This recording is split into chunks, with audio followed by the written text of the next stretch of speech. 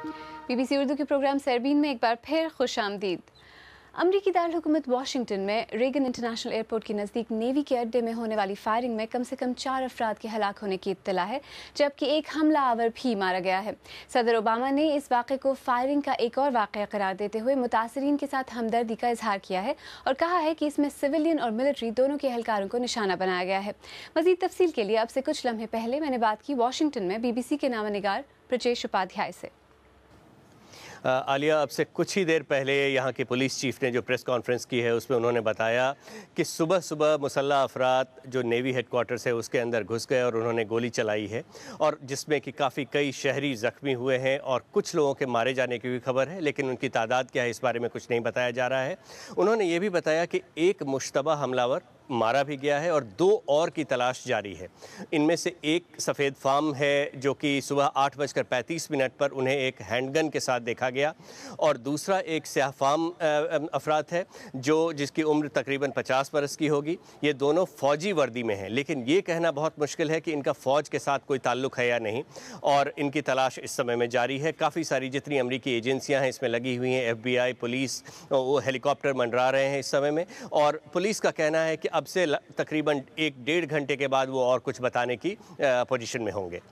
اچھا برجیش، صدر اوباما نے بھی کچھ دیر پہلے اس بارے میں بیان دیا، انہوں نے کیا کہا؟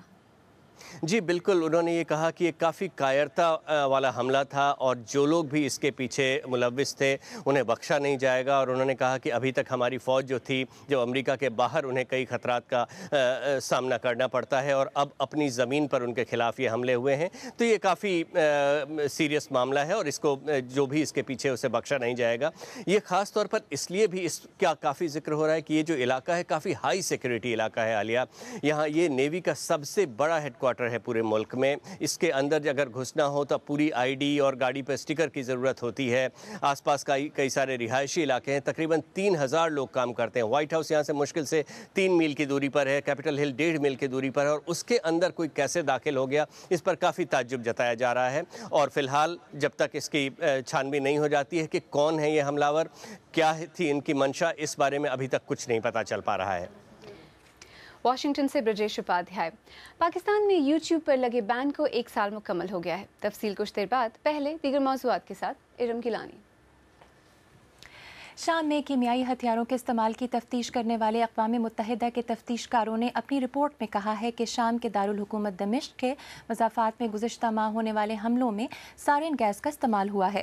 وہیں فرانس، برطانیہ اور امریکہ کا کہنا ہے کہ وہ شام سے کیمیائی ہتھیاروں کو ہٹانے سے متعلق اقوام متحدہ میں سخت قرارداد پیش کرنے کے خواہاں ہیں۔ تفصیلات عارف شمیم سے۔ اقوام متحدہ کے تفتیش کاروں نے شام کے مختلف شورش زدہ علاقوں سے خون اور مٹی کے نمونے جمع کر کے معائنہ کیا اور اپنی رپورٹ میں کہا کہ دمشق کے مضافات میں گزشتہ مہینے ہونے والے حملوں میں بڑے پیمانے پر سرین گیس کا استعمال ہوا تھا۔ رپورٹ میں حملوں کے لیے کسی کو ذمہ دار نہیں ٹھہرایا گیا کیونکہ یہ ان کے مینڈیٹ کا حصہ نہیں تھا۔ وان کی مون نے کہا ہے کہ زہریلی گیس کا استعمال جنگی جرم ہے۔ دوسری جانب آج امریکہ کے وزیر خارجہ جان کیری نے شام کے کیمیائی ہتھیاروں سے متعلق اقوام متحدہ میں سخت قرارداد پیش کرنے کے بارے میں پیرس میں اپنے برطانوی اور فرانسیسی ہم منصب سے ملاقات کی۔ تینوں ممالک نے کہا ہے کہ وہ اس سخت قرارداد کے خواہاں ہیں۔ ان کا یہ بھی کہنا ہے کہ وہ چاہتے ہیں کہ قرارداد میں کیمیائی ہتھیار ہٹانے کی ایک ڈیڈ لائن طے کی جائے۔ واضح رہے کہ امریکہ اور روس شام کے کیمیائی ہتھیاروں کے معاملے پر ایک 6 نکاتی منصوبے پر متفق ہو گئے ہیں، جس کے تحت سن 2014 کے وسط تک یہ ہتھیار شام سے منتقل یا پھر تلف کر دیے جائیں گے۔ لیکن سوال یہ ہے کہ یہ ممالک 45 مختلف مقامات سے 1000 میٹرک ٹن کیمیکل ایجنٹ کو جمع کیسے کریں گے، صرف 9 مہینے میں اسے تباہ کیسے کریں گے، اور اس آپریشن کی نگرانی کون کرے گا۔ اس معاہدے کی مزید باریکیوں پر ابھی بات چیت اور اتفاق ہونا باقی ہے، اس لیے ایسا مانا جا رہا ہے کہ اس ہفتے مزید سفارتی سرگرمیاں جاری رہیں گی۔ اگر بشار الاسد اس معاہدے پر پوری طرح عمل کرنے سے گریز کرتے ہیں تو روس سمیت ہم سبھی اس بات پر متفق ہیں کہ اس کے سنگین نتائج ہوں گے۔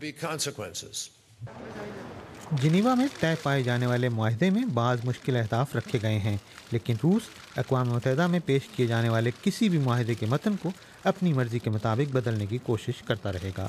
فی الحال عالمی برادری میں اس بات پر اتفاق پایا جاتا ہے کہ شام سے کیمیائی ہتھیاروں کو تلف کرنا سبھی کے مفاد میں ہے۔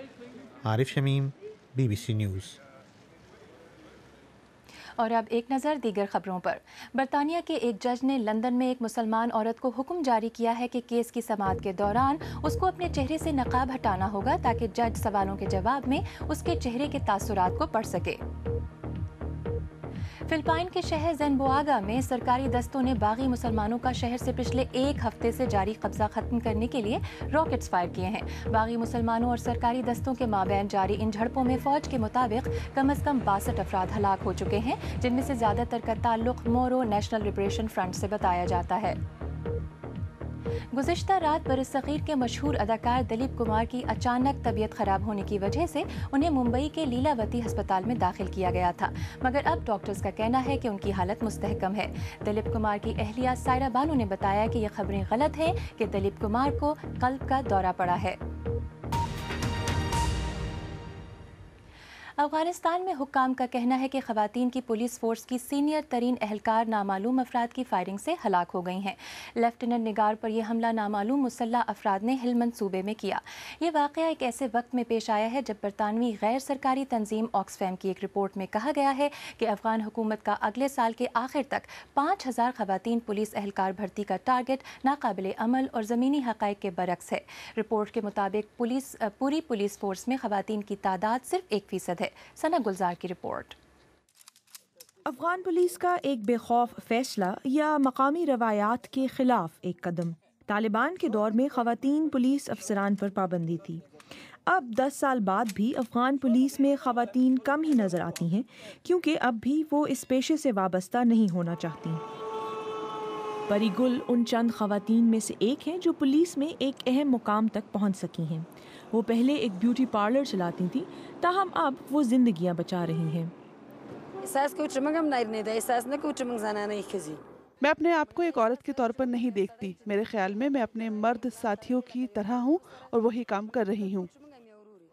بڑھتی ہوئی شدت پسندی کے خطرے کے پیش نظر افغان حکومت پولیس فورس میں اضافہ تو کر رہی ہے، لیکن زیادہ تر مرد ہی اس میں شامل ہونا چاہتے ہیں۔ ناخواندگی اور مقامی روایات کی وجہ سے بہت کم خواتین اس پیشے سے منسلک ہونا چاہتی ہیں، اور ان کے سامنے نہ آنے کی ایک وجہ پولیس میں خواتین کے ساتھ جنسی زیادتی کے واقعات بھی ہیں۔ 15 سالہ تورپکئی نے اپنی شناخت ظاہر نہ کرنے کی شرط پر ہم سے بات کی۔ ان کا کہنا تھا کہ جب وہ تشدد کی وجہ سے اپنا گھر چھوڑ کر آئیں تو ایک پولیس اہلکار نے انہیں مدد کرنے کے بہانے اغوا کر لیا اور جنسی زیادتی کا نشانہ بنایا۔ وہ پولیس اہلکار تو اب جیل میں ہے، تاہم پولیس فورس کا حصہ رہنے والی بہت سی خواتین بھی اسی طرح کی زیادتیوں کا شکار ہو چکی ہیں۔ جہاں تک پولیس فورس میں خواتین کے ساتھ جنسی زیادتی کا الزام ہے تو میں اس کی مکمل تردید کرتا ہوں، تاہم میں یہ مانتا ہوں کہ کچھ مسائل ابھی بھی ہیں۔